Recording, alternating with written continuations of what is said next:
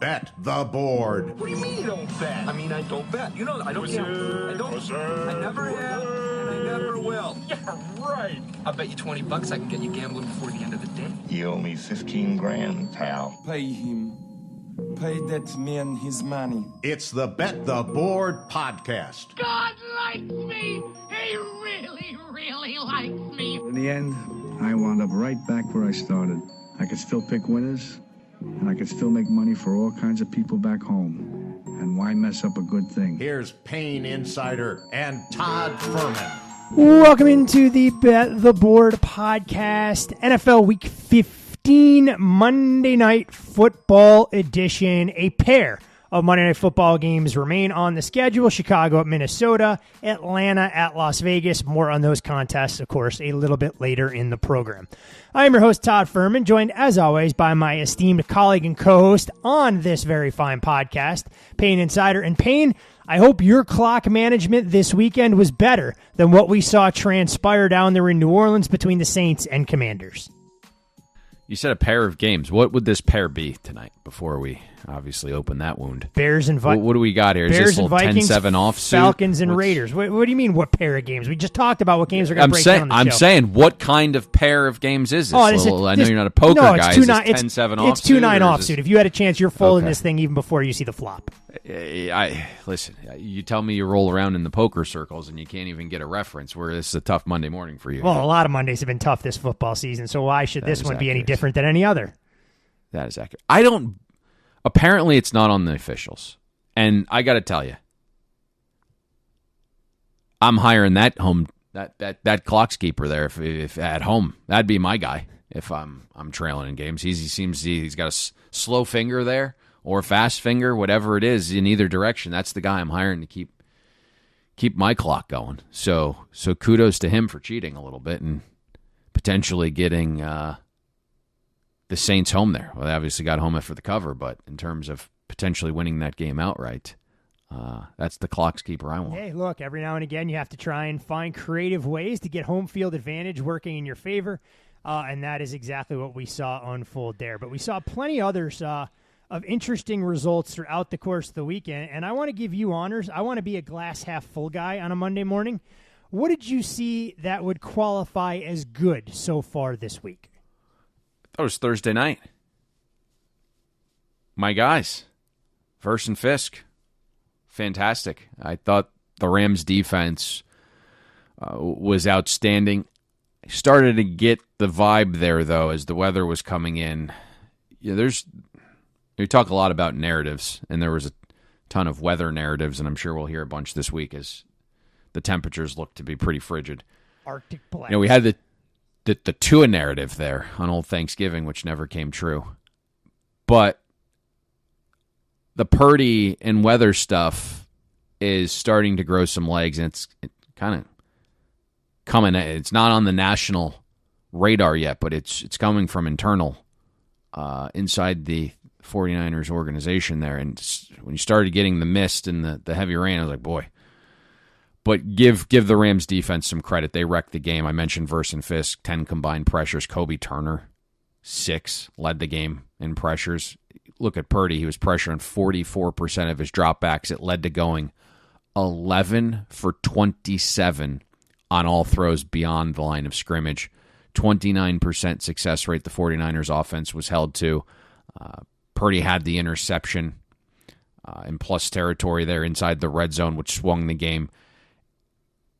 You really have to give kudos to that defense. I mean, they were just decimated 4 days prior against Buffalo, and I understand Buffalo's offense is a juggernaut indoors, but just mentally, right, getting over that hurdle of just not having a prayer on defense and then flipping it around in 4 days, going on the road and just dominating. So got to give kudos to the Rams defense. Those young guys up front just dominated without Trent Williams there along the 49ers offensive line, and it was a grinded-out type game, but the Rams were a right-side winner. And one that most likely puts the nail, or the proverbial nail, so to speak, in the 49ers' playoff aspirations after staving off elimination for 1 week. It'd be interesting to see which team actually cares about Sunday's game when they head down to South Florida to take on the Miami Dolphins. Payne, we've trashed this team nonstop throughout the course of the season, and rightfully so, because it feels like an organization that had absolutely no direction. But last week, when they made a trip down to your neck of the woods, they were the wrong side loser in the form of the New York Jets. They were able to get a much-needed win for their fan base, for their mindset, and Aaron Rodgers and Davante Adams had a true turn-back-the-clock game. Davante Adams, 198 receiving yards, all coming in the second half, the most since Irving Fryer had more than 200 back in 1994. Most receiving yards by a player in the final 4 minutes of regulation in any game since 2000. 18th career game for Adams with 100-plus receiving yards and 2-plus receiving touchdowns. 101 career receiving touchdowns now, becoming the 12th player to have that distinction. And the Jets offense, after a first half, which looked pretty listless for the most part, puts it all together, and they're able to get a win and a cover against the hapless Jacksonville Jaguars. There's a lot of stuff there to unpack. Irving Fryer, throwback. Dan Marino's offense was ahead of its time there for sure. The Jets winning that game was not very positive for Jets fans. I was getting text messages from a couple guys. They were not happy. Yeah, but to your point, I think it was a turn back the clock game there for Davante Adams, and it was interesting how that game unfolded and how Davante Adams' day kind of came together there. And you think about how he went about this and his current circumstance. Like, the guy's about to be 32.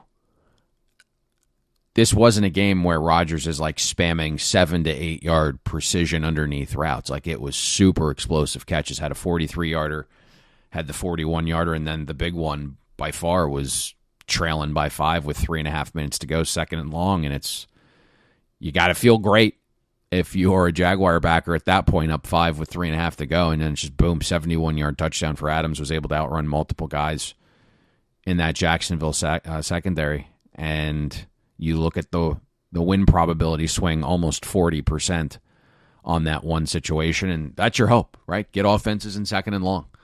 So that was another game this season, public versus pro divide, and pros win it easily in the adjusted box score. Public wins it on the scoreboard to cash another ticket there. Seems to be a rinse and repeat theme throughout the course of most NFL games so far this season. Buffalo and Detroit, the marquee game of the weekend, didn't disappoint for fantasy managers and or folks that bet that game over from 54.5. Didn't see any resistance. Closed as high as 56.5. I saw in some spots. Josh Allen pretty much put the Bills' offense on his back like he's done all too often this season. Got James Cook involved. And this Lions team, Payne, look, I can put them in the bad, I can put them in the ugly as they continue to see injuries deplete what they have on that stop unit, but I don't want to take away from the Bills' impressive effort for 4 quarters, and this team continues to show that they are a force to be reckoned with in the AFC. One of those games where you're like, man, you hate to do it, but you got to start getting some nibbles Sunday night into that total there, because by the time you wake up Monday morning, it's 54.5 everywhere, and you start questioning yourself, like, hey, my number doesn't get here, and you just end up not playing one of the easiest games of the day, and you could see it unfold that way, right? We discussed it on the show. It's like, does the model get there? No, but I mean, what's the path to an under? It's extremely time-consuming drives and inefficient red zone possessions. Yeah, which is kind of a hope and a prayer. Josh Allen obviously cemented the MVP race. It's over now, but and give him all the kudos. He was fantastic again, running the ball. I give kudos to Sean McDermott, and people are probably scratching their head looking at the scoreboard and be like, what the fuck are you talking about? But I thought he came out with a game plan defensively that caught the Lions off guard, and that allowed Josh Allen to build the lead and dictate the game state, right? Buffalo's defense held the Lions scoreless the first 16 minutes of the game. Then they did the same thing with the adjustments out of the break. 3 and out. And then forced a turnover short field touchdown for the Bills offense. It's 35-14. It's over at that point. The one fear you had if you were a Bills backer, like, how would you stop the run? And if you couldn't stop the run and you had to load the box, how would you then survive stopping the pass with 3 starters out in the Bills secondary? Right? We knew Rasul Douglas was out when we recorded.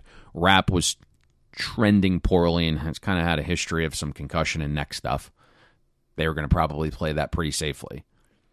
And then Thursday after the show, Hamlin went from a late practice to a DNP, and you're like, that's not a good trend line. So Josh Allen was dominant. And, under the circumstances, though, playing with three guys in the secondary out and Ben Johnson having a mini-bye to prepare for Buffalo's defense, and then you think about it, the Bills not having a full week of practice themselves. They had to go to virtual meetings due to the snow. And they were traveling back across the country from the West Coast. I thought Buffalo's defense had 4 massive stops, 2 to start the game, 2 out of the break, and it just allowed Buffalo's offense to build the lead and then the Lions not be multiple. And were they technically in the game late? Sure. There's some scoreboard cosmetics there late. But Josh Allen was the MVP, and you got some timely stops from the defense. Hey, and this Bills team right now with potential injury to Patrick Mahomes that could keep him sidelined for Saturday's game against the Houston Texans and maybe on in through Christmas, suddenly has a path in front of them that looks a lot more compelling should they be able to secure home field advantage and make the road through the AFC playoffs run through Western New York. Other positives that you would like to highlight so far for Week 15? Maybe the Cowboys? Yeah, I think Cooper Rush deserves a world of credit, and the Cowboys for showing resilience after a gut-wrenching loss. Yeah, I think that's the big part of this. And we talk all the time, and it's, they're professional players. They're getting paid. There's tape. So the idea of quit, it's fun to say doesn't happen because of those things, but you can watch some of these games and turn on the tape, and there's plenty of times where guys quit. But I think on a short week, after being gutted late by the Bengals and losing in that manner and seeing how dejected Micah Parsons was walking off the field and then losing one of your leaders in Overshone, I thought the boys had one of the best performances of their season. Rico Dowdle was wildly efficient, made the Cowboys' offense balanced. Cooper Rush was more than solid. Cowboys' defense was suffocating, turned Bryce Young over 4 times. So, I guess the talk about being an underdog to the Panthers, something that hadn't happened in I believe it was 34 games, was enough to motivate in a lost season on a short week. Yeah. But give the Cowboys some credit. They were good on both sides of the ball. Whatever it took. Dallas put together a complete performance and one where their defense raised its level of play, was able to get out of Charlotte quite comfortably with a double-digit victory. All right, from the good, want to jump into the bad, and I don't know. I know we touched on the Bills game. I'm not sure what we say about the... Woo-ah. That's it. You didn't want to touch on your Texans defense. You didn't want to give the Packers praise. Nothing for Baker Mayfield. Okay. Baker we can discuss if you'd like. If you want to give Baker an opportunity for his performance, I'm all ears on what he was able to do in the second half as Tampa turned a 17-13 halftime deficit against the Chargers into one of the more dominant second half performances of the weekend. What did you make of that? Because we were very close on getting to the Buccaneers.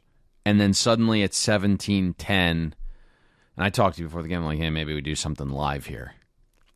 And I looked at it live at halftime. Hand on the Johnson at 17-10, did not play it live, and it was game over from that point forward. Yeah, could have gotten in at +4 adjusted at the break when it was 17-13, yeah. Basically with most shops opening a pick'em, and the Chargers minus $1.30 on the pick'em number. That was one that was not our best work. We were looking at that, but yeah, the Buccaneers and Baker Mayfield, 57% passing success rate on the day, able to get the ground game going at 46%. So they were cooking, and then they spammed third downs as well, 9 for 15 on third downs. The big one there was, I believe, the 3rd and 12, Mike Evans touchdown for 35, and they were humming on offense. Then you got Justin Herbert, a little dinged up again. Took a sack from behind, fell on his knee inside. That was a question mark coming into the game. And he was not the same quarterback from that point forward. So kudos to the Buccaneers offense.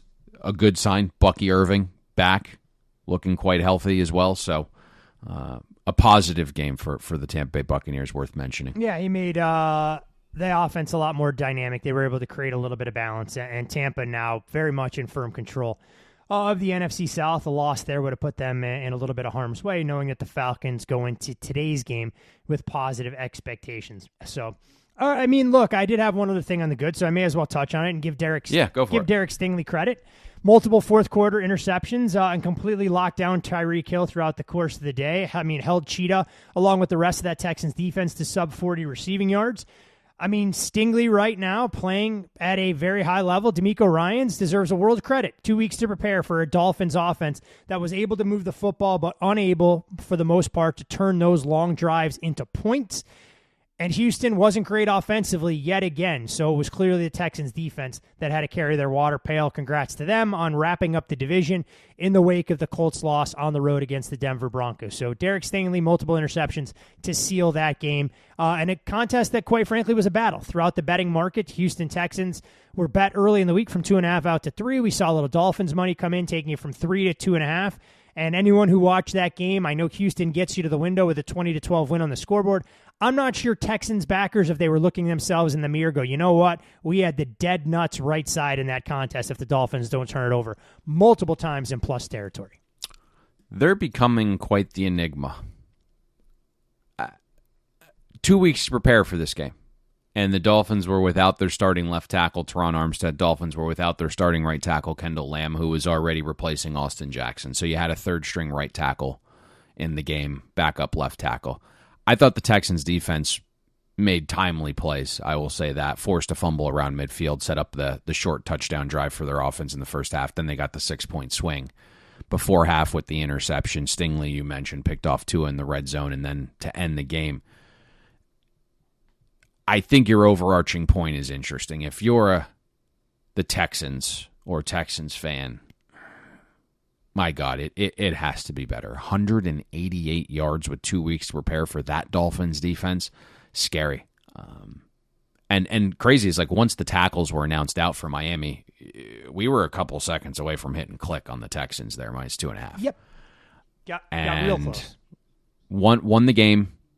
Miami was a net positive 5% in success rate, one of the more misleading finals Sunday. That was at least by the advanced box score, a 3-point winner for the Dolphins. Okay, so I think this provides a good segue to go from the good to the bad, Payne. And while we want to be critical of the Houston Texans and what they didn't do offensively, how much of that is a reflection of where Miami is right now? I mean, their struggles, I know it was a narrative, but continues to manifest itself on the field. When this team steps up in class, they just can't win these games. And Miami had an opportunity to keep themselves very much in the thick of things in terms of the AFC wildcard race.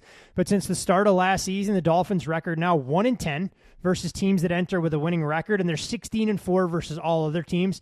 Under Coach McDaniel, including the playoffs, this Dolphins franchise now 5-11 in December and January, despite being 21-13 from September through November. And then, of course, there's Tua, finishing the game 29-40 for less than 200 yards, throws multiple picks, and maybe the play that stood out to me most that circulated on social media, and I texted you in real time, the dude just can't figure out how to get down and still feels a need to lead with his head. I saw that in the first half. I was like, holy moly. I think it's an interesting conversation. There is some noise within that number, and I think there's also, when we say stepping up in class, there's certain tiers within the step up that make this maybe a little bit more of a conversation that isn't as straightforward as people want to make it sound. Like, clearly the Dolphins have issues in the trenches. Yesterday was magnified by not having your two tackles.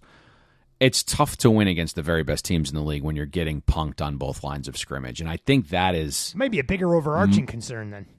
It's right. And it's more GM Chris Grier than it is Mike McDaniels, right? Mike McDaniels, you've seen say, hey, what was their offense last year? It was down the field. It was explosive, completely changed it to mesh to the talent he had. Now I understand, like, he's now become an easy target, right? Everyone loved him initially. Now you're not winning these games and people are making fun of him. But, like, we have seen him morph his offense to fit a skill set. There's coaches out there that just don't even know what's going on, don't recognize it, and then don't adapt or adjust. He's at least doing that. Yep. They've changed the offense completely. Great point. And so this, to me, is Chris Grier.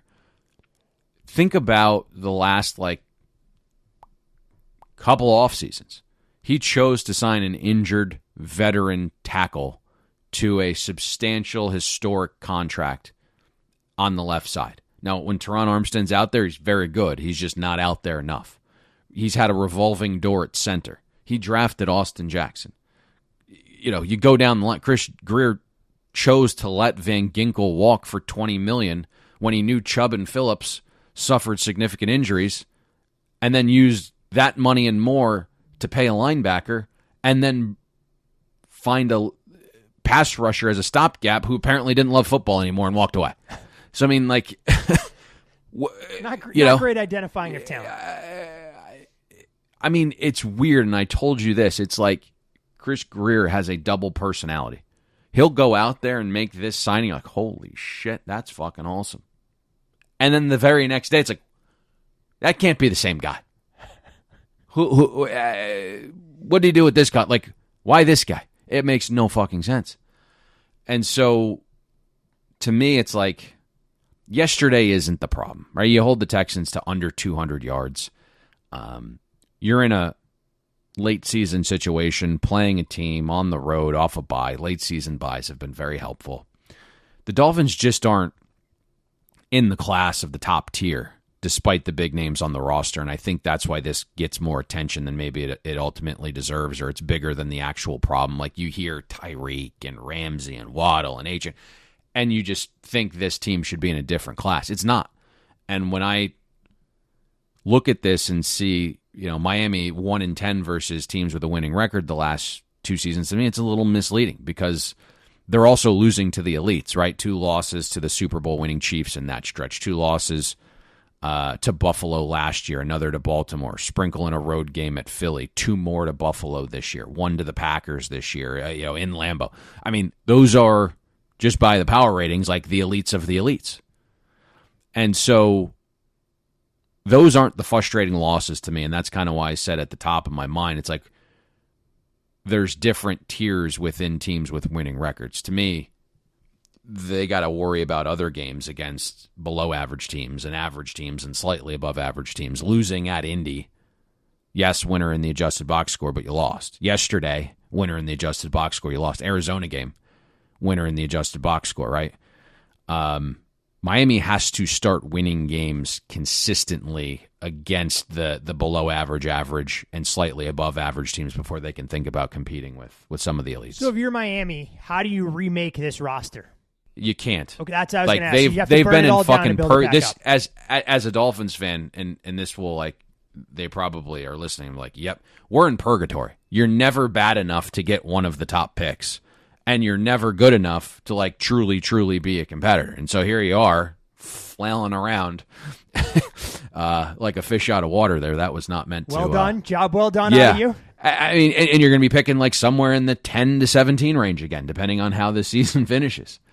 And the one crack you had at maybe changing the franchise, and you didn't know it at the time, but it looks different if Justin Herbert's your quarterback, right?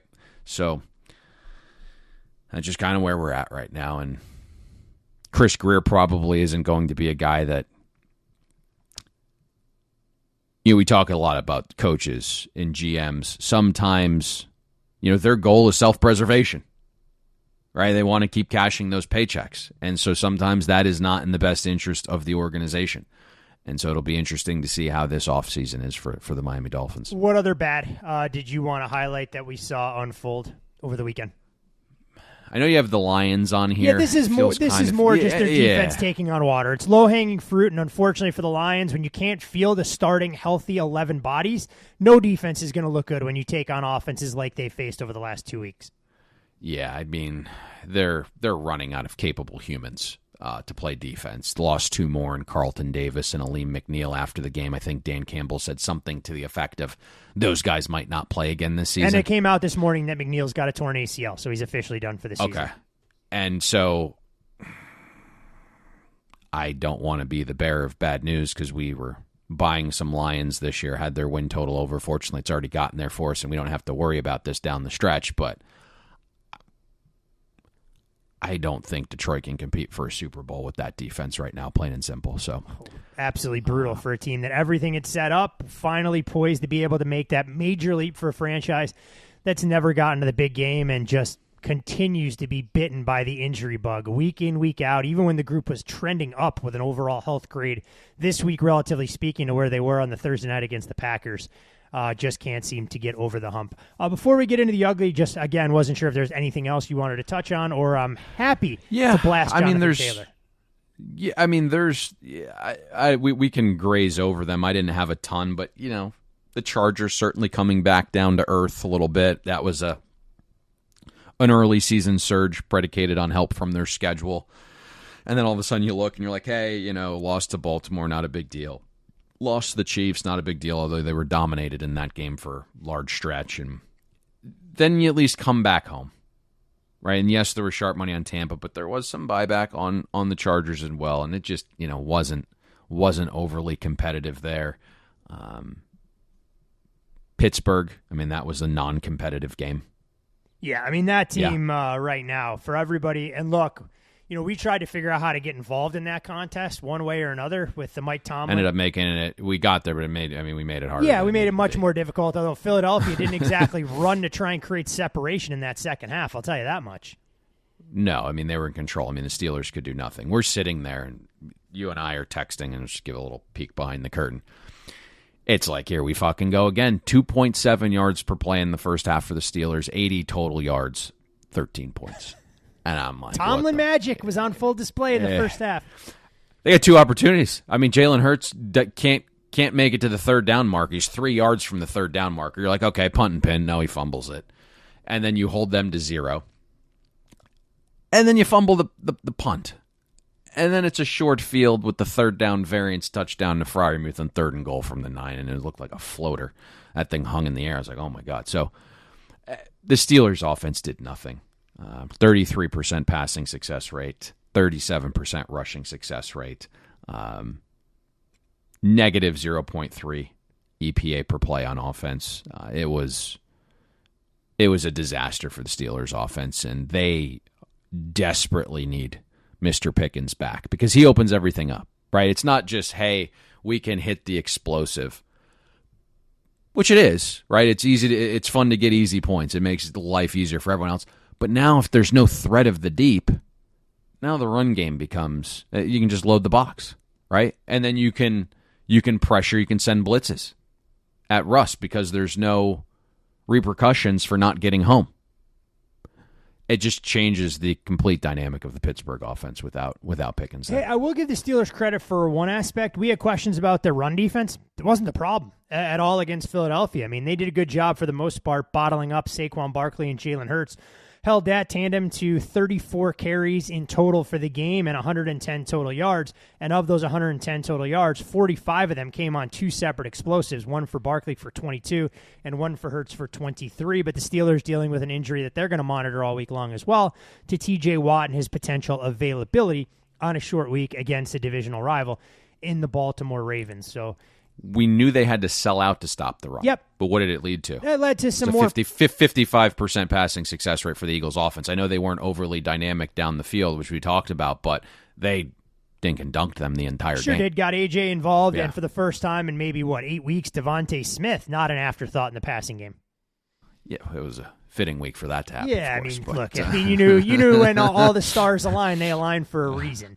In all of this, but all right. How's no one wants to hear about your fantasy team, but how's it looking right now? We're in good shape right now, but we never look a gift horse in the mouth because there's some stiff competition and a couple of guys standing in the way of trying to punch our ticket to the semifinals. So the boys, they've rallied after some early season injuries to Rashee Rice and CMC. So we'll see if we can get them where they need to go. From the bad to the ugly, Jonathan Taylor, I mean, this is just something that's hard to put into words, Payne, and the Indianapolis Colts season hanging in the balance. They go out, put together a good first half, a phenomenal opening drive script to get themselves into the lead against the Denver Broncos. They're up 13-7 after forcing a turnover on the opening drive of the second half. Taylor busts a run for 40 yards, and the Colts are thinking, man, chance to go up 20-7, get ourselves right back into the playoffs. And Jonathan Taylor, instead of carrying the ball across the goal line, decides he wants to do something that we've seen in the college and high school game way too often, premature celebrations, and it pretty much was all she wrote for Indy. they go from a 13-7 lead to a 31-13 loser, including I guess it's not really a pick six, a scoop and score from Adonai Mitchell to Nick Bonito, which was a perfectly thrown ball that provided a nail in Shane Steichen and the Colts' coffin. So, gravitated towards the couch a little bit before 5, got all the work done that needed to be done. And so you pop on the game, and it's like, okay, great first drive. You get 7. Second drive, okay, you take it to 3. You're feeling pretty good about a double-digit lead there. And then the first half kind of plays out where, you give up a short field touchdown, then you get the field goal before the break. 13-7, catching 4.5, minus 0.5, only need to win the damn thing, 52% of the time to be profitable. You're feeling great. Get the stop out of the break. 41-yard touchdown run. I kid you not, I got off the couch, went to take a leak, grab a drink. I come back, it's 13-7 still. I'm like, Denver's ball at the 20. I'm like, what is going on here? I didn't even know. Someone's going to have to explain to me the dropping the ball short of the end zone pandemic. Yeah, I don't understand it. I never played football, so I don't know, but I can't wrap my head around it. If amongst all the things that are dumb to do in football, or any sport, I guess I should say, this might be the single dumbest trend that I've ever seen. It's a walk-in score. And listen, I understand we're kind of in a social media environment age, but you can still have the obnoxious show your opponent up celebration once you cross the goal line. The 15-yard penalty, while stupid, that would come from that, isn't as egregious as the fucking stupid act of dropping the ball short of the goal line. I don't, and people will say, the game's over at that point. It's 20-7 Colts. And if you had 4.5 or 5, it's really over. Bo Nix could not hit the broadside of a barn. Couldn't hit water if he fell out of a boat yesterday. The completion rate over expectation was 9% below expectation the first 3 quarters. He had a QBR the first 3 quarters that one of the worst of the entire season. All of the talk about deciphering cover 3 and how good he was literally telegraphing every fucking throw. The Colts were all over it. The defense was playing fantastic. And from the point of the Jonathan Taylor brain fart, things just snowballed. I mean, Michael Pittman, that's a wide open play. It's like turn and get up the field. Looks like he has a piano on his back, and then somehow he fumbles the ball. Gives Denver points. Colts special teams loses its mind. They allow the 61-yard punt return. And then you mentioned the Colts have the ball. Despite all of that, still inside the number fourth quarter at the green zone. And Adonai Mitchell throws a 60-yard pick six. You'd have to see it to believe it. Let's put it that way. So I think he's got 2 options there. It's downfield because there's a crosser in their intermediate section. Maybe he's not there. He turns. It doesn't even look like he looks, and just throws a bullet right into the defender's chest.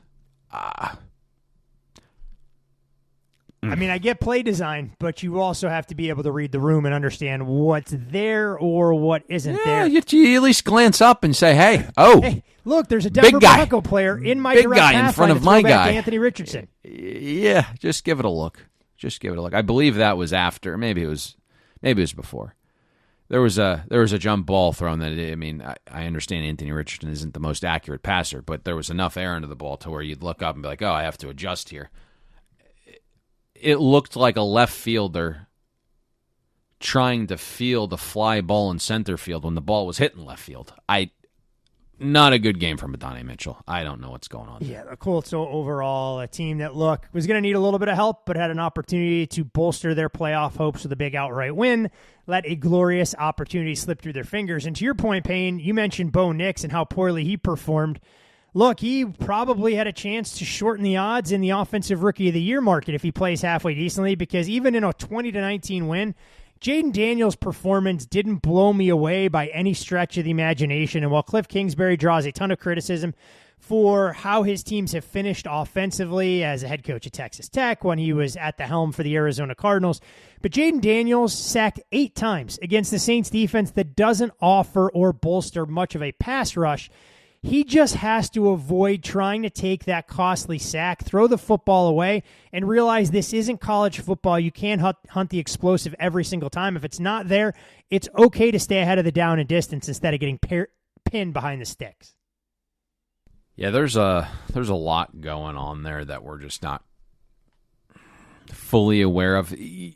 Early in the season, Jaden Daniels was a magician back there. And the offensive line, which is kind of put together, you look at the pieces, you're like, no way, this is a good offensive line. But metrically, they were looking like a top 5 offensive line, and it was aided by a lot of what Jaden Daniels was doing back there. The last couple of weeks, it feels like he's gravitating more towards the quarterback at LSU and Arizona State, where the pressure's turned into sacks at alarmingly high rates. I don't know what it like if you said, hey, like, make a pizza pie here and start divvying up like where the issues lie. I wouldn't know the exact percentages, but Jaden Daniels has regressed some. Cliff Kingsbury's doing that thing again, where it gets a little bit stale towards the end of the season. The offensive line is not great, and now it's not being completely saved. And then something we discussed already, it's like the weapons. What do you have past Terry McLaurin None. here? Like Zach Ertz is 87. The answer is Brian Robinson. That's it. No, Noah Brown was out again. There's a conversation. Like, I don't know if this is where he ultimately is going to want to go, but I know they've reached out to OBJ's people, so we will see what comes of that. So they could use another weapon. I mean, they could use another couple of weapons if they're going to be able to play the Cinderella situation and try and make a run in the NFC playoffs. But we'll see exactly how all of that goes. Last for me I had on the list was a game that I'm sure most people didn't watch, but it was as ugly as you would expect, albeit with a 37-27 scoreline. Bengals and Titans make a little bit of history Sunday afternoon. First game in the league that's ever seen 10-plus combined turnovers and 26-plus combined penalties. First game with 10-plus turnovers since 2007 when the Lions played the Vikings.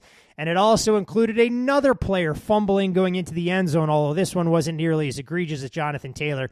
Will Levis gets benched with multiple interceptions, and you want to talk about a franchise that has no direction right now? The Tennessee Titans, my friend, they are the poster child for that. It's wild to watch. So I think we've touched on the issues upstairs that they've had the last 2 seasons and not figuring out how to get the right hand to wash the left and vice versa. At 6, literally right before kickoff, I got a note that we just took a massive bet, very sharp on the Titans +6, and that does seem to happen every week with the Tennessee Titans, by the way.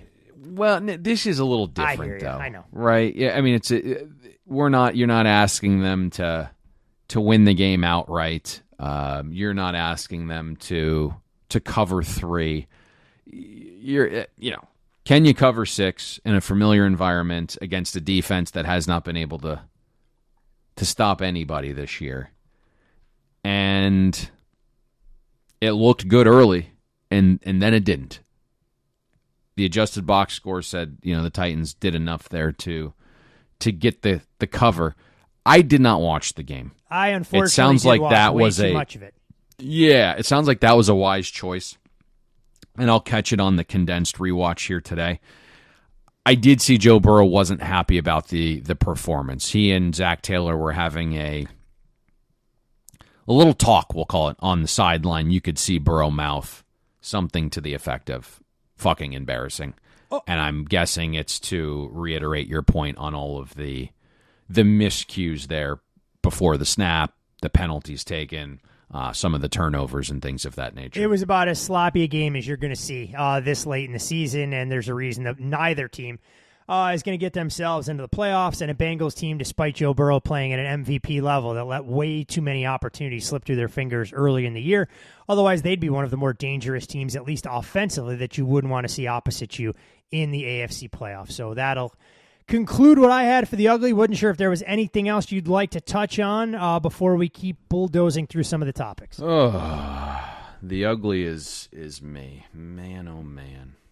Yeah, you just saw John Mateer get announced out. That is correct. Officially into the transfer portal. I mean, just so fucking annoying this bowl season here with all the opt-outs. Let's just put it this way. We were looking at Syracuse.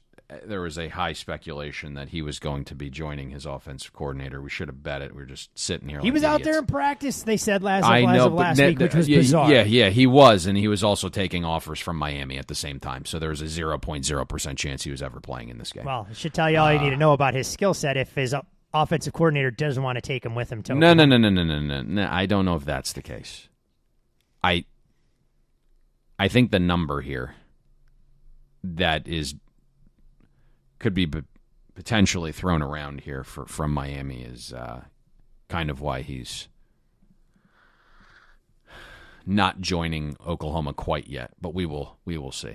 Certainly, he's got holes in his game, and the schedule was very favorable to him and his ability to throw. And now you're stepping up in class. But it'll be interesting to see. But yeah, he was fielding offers from Miami last week, and at that point, that should have been the time to just go. Play the negotiating game. A number from 8 to 11. These bowl games, who the hell knows what number may actually come home to roost and what number may actually matter. But a different discussion. There was double, by the way, and people, it's an NFL podcast, right? You're talking college football. I don't know. I'm looking at the odds screen. It's a football podcast. That's what came to mind. But the number of players that entered the portal was basically 2x during this time frame versus last year. Oh, it's a muddled mess. I mean, You just had a quarterback for Penn State, the backup, decide that he's not going to be participating in bowl practices going forward or be a member of the team, and it's a guy who was getting regular reps, especially in short yardage situations. So, yeah, he was an impact there, Pagula. The entire thing is just an abject disaster. But again, we can hit on it a little bit on Wednesday with Brad Powers when we break down all 4 of the college football playoff games in great detail. Looking forward to that. You can follow Payne on social media at Payne Insider. You can follow me there as well at Todd Fuhrman. Most importantly, be sure to follow the podcast at Bet the Board Pod. And Payne, normally we jump into look-ahead lines here, but I think that's an exercise in futility since most of these look-ahead lines all impacted by injury more so than anything else. So we can zip right through that section and quickly. Yeah, go for it. Why don't you just rattle them off? Well, I mean, Houston now you're an asshole. All right, we're going into Monday night games, and we're going to rattle these games off. You couldn't just go. You couldn't just do it. Okay, go ahead. No. What do you? I mean, if you're just rattle them off. Houston, you're killing me. Houston now a modest 3-point road favorite at Arrowhead. Patrick Mahomes' status for the game very much in question. Yeah, thanks. Very helpful. On that. I mean, that's why I moved. Yeah. Patrick Mahomes, I know where we're going. Something. Philadelphia was a 4-point favorite, number trending towards a field goal. Questions about A.J. Brown and his availability. Brown, he's important. Yeah, thanks. There we go. Appreciate it once again. Minnesota now from I'm here for you, baby. From I'm your 1.5, 2 out to 4. Geno Smith, we're not sure if he's going to be available. He's important. Have you seen Sam Howell play? Yeah, I watched the latter portions of that game. Sam Howell holds onto the football a little bit too long. And that's really about it. 65 sacks last year. That's really about it in terms of numbers that have moved. There we go. Like I said, an exercise in futility that we didn't have to embark on. But all right, I'm just going to turn off my mic and let you break down the 2 Monday Night Football games. They're a doozy. The Vikings, 2-9 offsuit, I believe you called it. 2-9 offsuit. Vikings, a touchdown favorite as they'll play host to a division rival in the Chicago Bears. Total on the game 43.5. And the Atlanta Falcons, a 5.5-point road favorite out here in Vegas. Total on that game 44.5 against the Raiders. The Bears, they've been good against the number in divisional games. One thing to keep in mind, this is a Bears team, though, like we saw last week, can be absolutely inept on both sides of the ball. The 49ers took care of business and did so in pretty impressive fashion. This Vikings team, they've come back down to earth a little bit after an early season start where they were an undervalued commodity, going 5-0 against the number, just 3-4-1 against the spread in the last 8 games. We'll see how the Vikings are able to go against this Bears defense. And in the late game, it's the Atlanta Falcons having been bet up from 4 out to 5.5. The total leaked out as well. Max Crosby out for the season for the Raiders, one of the few defensive players on that roster and even throughout the league that has a substantial impact in terms of moving the number, in terms of everything he can do. But at this point with these 2 games, pick a storyline, pick an angle, break it down for us. I'm turning off the mic. I'm going to go get some water and let you ramble incessantly for the next 8 to 10 minutes. That was an emphatic pen-click slam down there. Let's just go in order here. Bears, Vikings. Let's talk about this game. If you want me to hear it here, I'm going to... That's the emphatic throw it down with a cheap Bic ballpoint pen. This is week 15, in a crazy season. This is where we've gone completely drunk on a Monday, although figuratively drunk. Go for a Bloody Mary right about now. You like Bloody Marys, huh? Yeah, I can't do the OJ. Too much acid. Well, I don't do orange juice either. What the hell else are you drinking at 8 a.m. in the morning? You just going Bailey's? You're not a coffee guy. No. Yeah, Bailey's. Yeah, coffee's for the week. Yeah, I'll disagree with that. But what are you cracking a Mick Ultra at 8:15 out here on the West Coast in the morning? Oh, if I'm first of all, I don't really drink anymore. But if we may have to change that this weekend. You can lose from anywhere is the famous line. 100%, and we may just happen to lose from a sports bar right along the Kentucky River. Okay, so Bears-Vikings. I think there's two things that stand out in this game to me is Aaron Jones the first, right? And I know Sam Darnold is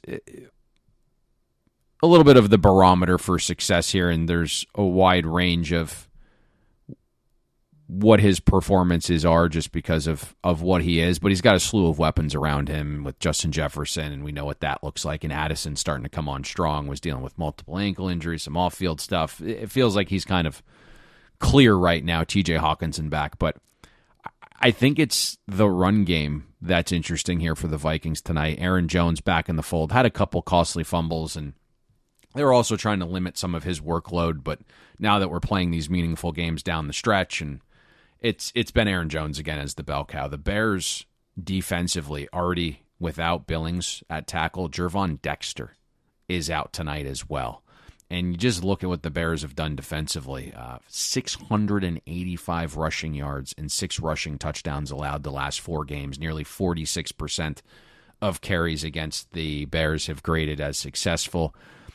If the Vikings offense is multiple with Jones running, and then you're able to go Kevin O'Connell play action off of that, this is one of the most difficult offenses to stop right now with some of those added weapons I mentioned before. Sam Darnold throwing with play action on nearly 30% of his dropbacks, 13 big-time throws this season, over an 85% adjusted accuracy, 141 passer rating out of 143 qualifying QBs. Sam Darnold, QB4 when throwing with play action. I think it helps having Aaron Jones going a little bit ham tonight, and all signs would point towards him having some success on the ground. The other key factor for me here in this game, other side of the ball, Caleb Williams. He's not expected to have a supportive ground game tonight. The Vikings are third in defensive rush efficiency, second in EPA per rush surrendered, second in success rate allowed. Swift in that first game, 30 yards on 13 carries a few weeks back. Caleb Williams, though, had a little bit of an outlier performance where he was sensational against Brian Flores and all the exotic blitz packages he brings in that game. Completed 15 of 20 passes for 13 yards an attempt and 2 touchdowns against the blitz. I don't think that is necessarily repeatable, and I think Flores is still going to come out, change up maybe some of the ways he does blitz Caleb, and he's going to bring the heat again, make a rookie in an environment like this that he's never been in before, with multiple offensive linemen out attempting to communicate in that environment. That to me is going to be a key factor tonight. And I think Bears fans will maybe balk at this because it went to overtime and they got their hopes up and it felt competitive. But the first game in Chicago wasn't nearly as competitive as the scoreboard. 2 touchdowns, the final 22 seconds. So it'll be interesting here, Toddy, when we start to see, or at what point do we see resistance? You know, you're thinking Monday Night Football, prime time, selling the Vikings a little bit high here off some recent performances that might have been a little bit fortunate, and then you're buying Chicago potentially off a disappointing effort there against the 49ers. But like, there's been some sharp money on Minnesota, and I think that's necessarily. Your indicator books, Payne, are down to 6.5 right now. The only shops in the world, the ones that don't take that sharp action with the shortest number in the world on the favorite. No idea what the hell's going on. Interesting how that works. Yeah, it's interesting how that works. So I mean, it appears like they are potentially taking some sharp money there. I have a speculation on this. I don't know if I want to say it publicly. That's fair. That can be for a I podcast at a later date. Okay. there's some speculation there, but let's shelve that. All right, well, on to the next game. Yeah, on to the next game. Falcons, they were a 4-point, 3.5, as low as 3.5, all the way upwards of 6 at some of the prominent shops out here now. With Max Crosby getting ruled out, there was some thought that Aiden O'Connell could return from that bone bruise. It felt like a little bit of a pipe dream. It appears that it's going to be Desmond Ridder in the revenge game, and can he lean into Sincere McCormick enough for the Raiders to shorten the game, or is this a get-right spot for a Falcons team right now that's on a 4-game losing streak, averaging 14.3 points per game, the third fewest in the NFL, and has become the first team in NFL history, Payne, with 0 passing touchdowns and 8 interceptions on offense and 8+ passing touchdowns allowed and 0 interceptions on defense during that 4-game skid? I think the game is fully dictated by what Atlanta's offense does here, right? I mean, if the Falcons find efficiency and force the Raiders into a style of game they can't possibly execute with Ridder, the steam will be proven right. And there's been some sharp money, to your point, on the Falcons here at 3.5 and 4. You were wondering, hey, at what point are we going to see some buyback? There was some at 5.5, but the market didn't flinch, and now we're trickling back towards 6. And I think, we talk all the time about closing line value, and I think kind of wanted to also shelve this for later, but the obvious, more sophisticated conversation is market entry and not closing line value, because you can enter a market at the best time possible. 6 minutes before kickoff, you're not going to get closing line value on that. So I thought market entry on those that were looking for the Raiders wasn't necessarily on Sunday. It would have been on game day, because there's now 6. As I'm looking at this, right, the storyline is obviously Ridder and the redemption game, the revenge game. Yeah, everyone loves a good revenge game in prime time. Yeah, it's just I think his potential here is very much a byproduct of what Atlanta is going to do on offense. So for me, it's Cousins in that offense. Can they apply pressure? And I start to pinpoint some of the games where Cousins played his very best this season in the style of defense that he went against and faced. And it kind of mirrors what the Raiders' defense is and what they do, maybe even less from a pressure standpoint. And I think that's the key, because right now Kirk Cousins is a pocket statue. I mean, he's 36.5 coming off the Achilles tear. Like, he needs a clean environment around him. The Raiders, 27th in pressure rate, and Max Crosby's out tonight, who checks in at the 9th best edge in terms of pass rush win rate. Christian Wilkins, John Jenkins, Malcolm Kuntz, like, these were guys that were supposed to be key contributors for the Raiders along the defensive line back in September. They've all, battled injury. And then you have Charles Snowden, who at least played 23 snaps on the edge last week. DUI 2 days ago. So is he playing? What's going on? Like, how are the Raiders going to compete up front there tonight against what I would say is a plus offensive line for Atlanta? So we know what Cousins is when he's kept clean. He's a completely different player. That's probably in the cards tonight without Max Crosby there. Cousins has also fared much better against man coverage this season. The Raiders, I think people believe that we're like overly critical on coaches, and you can be critical and you can have statements and be wrong, right? It's the NFL. It changes from game to game. There's anomalies that happen, but like, you start to look at what coaches do. Like, they've had 3 guys injured in the back half of the secondary for like a month now, and that's apparently the time the Raiders decided to up their rate of man coverage. So, well, it does help the tank. They've upped their rate of man coverage. Let's see what they do tonight. But Kirk Cousins has been better against man coverage. You would hope that they would maybe play a more zone, but that's what the Raiders have done over the last month. And you would also expect, with some of those injuries in the front seven, that Bijan has a productive day, both running and as a pass catcher. But for me, it's all about game state tonight. If the Raiders have a chance, it's because they were able to get pressure on Cousins. They were mixing in some more zone. They turned Cousins over once or twice, and they grinded it out on offense with a couple key drives that they ended in 7 to stay within this number. You can't put Ridder and the Raiders offense in a situation where they have to chase, where they're trailing, multiple scores, because it's just not going to bode very well. And I got to tell you, like, tonight, these games, books are going to have to figure it out. I wouldn't want to be a bookmaker tonight. Let's put it that way, given the season that they've had so far. But it's also like the sharp guys, and this is, everyone's like, oh, sharp, square, divide. Like, we can be on the same games. We can all coexist. The difference is, like, the sharp Atlanta side's at 3.5, 4. It's not at 6.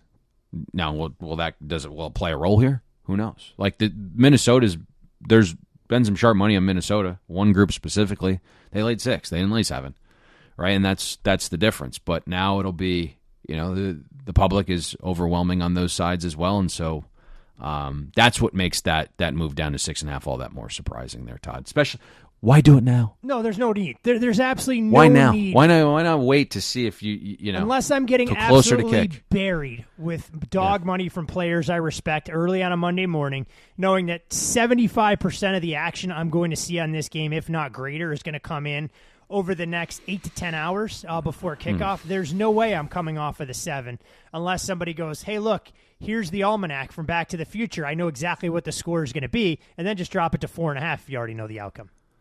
Well, that could be the case if they're betting at 10 hours from now, but 8 hours from now, to your point, yeah. I'm trying to do the math in my live lines. Yeah, I mean, I can't do math. Okay, live lines, okay. It took me a lot to try and figure out scoring differential early and the difference between 29 and 30. So, I mean, doing this kind of complex math, looking at a clock may be next level advanced academics that I'm not quite equipped to try and handle. But your point is well documented. When there are a lot of these discussions that dominate on social media in terms of sharp sides and, where the recreational bettors are coming in, it's all price dependent. And the perfect illustration yesterday, Carolina was the sharp side against the Dallas Cowboys at Pick'em. At -3, the Dallas Cowboys took a very different school of thought and took respected money at +3. So it's all about the number above all else. It's not like these numbers continue in one direction and we'll continue to move through keys, but different discussion again for a different day. And I'm borderline delirious over here, so I'm waving the white flag on things, but not before we bring in our propologist to offer an actionable piece of intel for the tandem of Monday Night Football games on the docket today. Good morning, Bet the Board listeners. We are back for our Week 15 Monday Night Football prop. We got 2 games tonight. I'm just going to discuss the first one, Minnesota and Chicago. The second one, I will have something on my Twitter later in the day. But let's dig into this first one. We have Caleb Williams to throw an interception. We're going to bet the yes on this. This is available right now as low as -114, as high as I've seen about -135, -140. Do not play it past -135.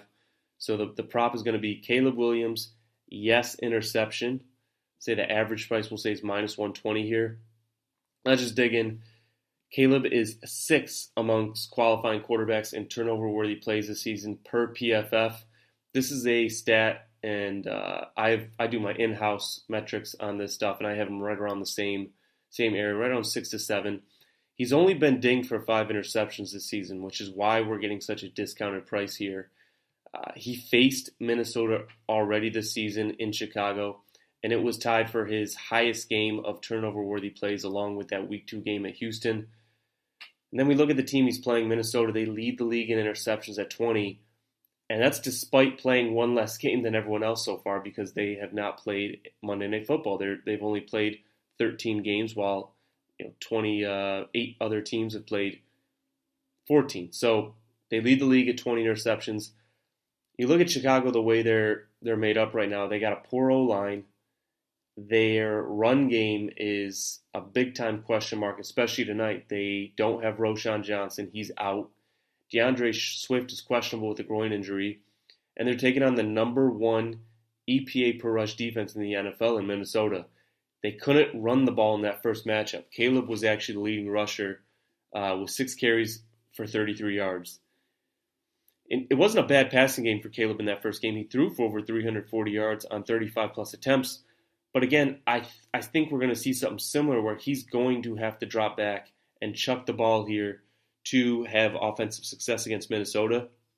When we look at the game script, it highly favors one where Chicago's going to be playing from behind.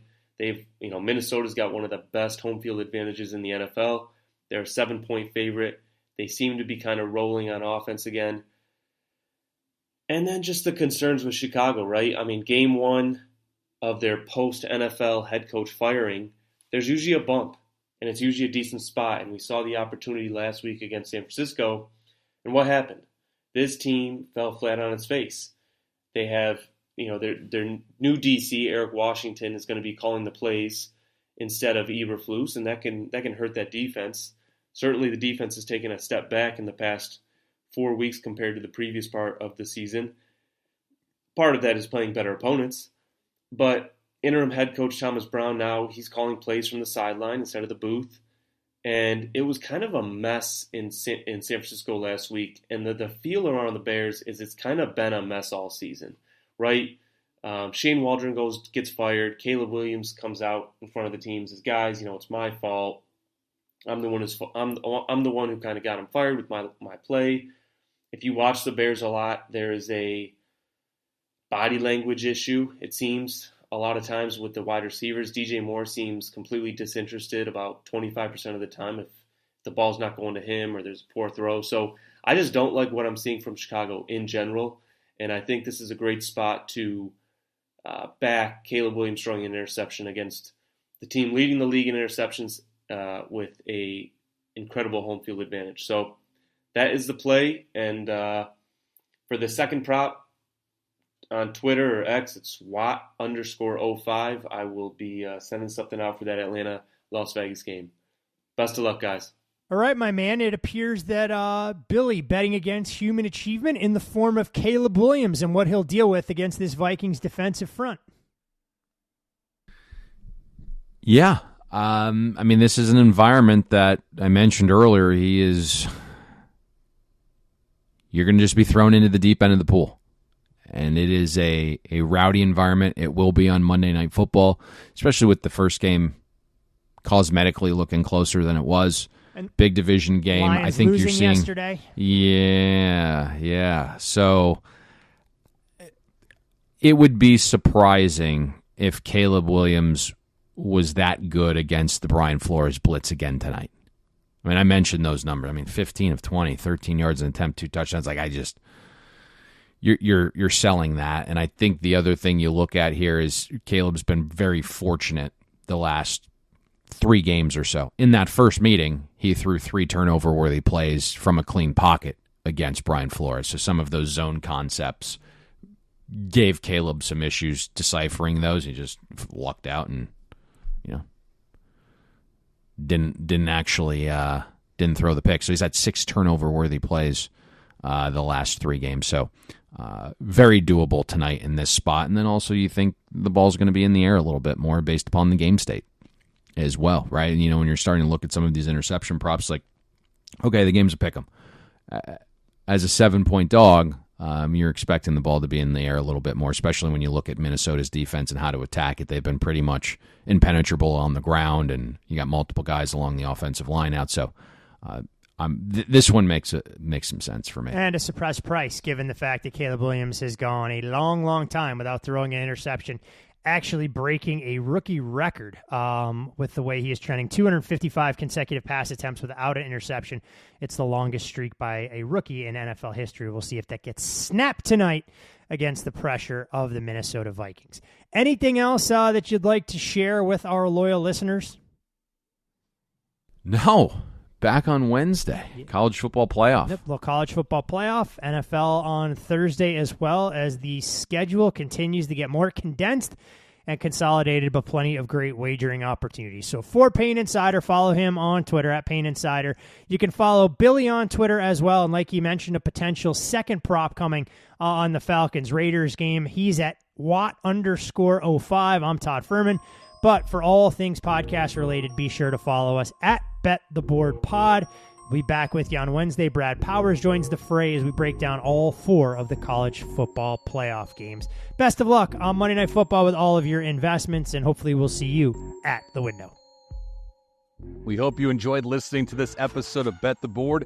Make sure you follow Todd and Payne on X. Todd is at Todd Fuhrman. That's TODDFUHRMAN. And Payne is at Payne Insider. That's PAYNEINSIDER. Don't forget, our weekly newsletter comes with an additional best bet. Have that delivered to your inbox by clicking the link atop the podcast show notes. And most importantly, subscribe and download Bet the Board. We're on Apple, Spotify, Amazon Wondery, YouTube, Google Podcasts, and all your other major platforms.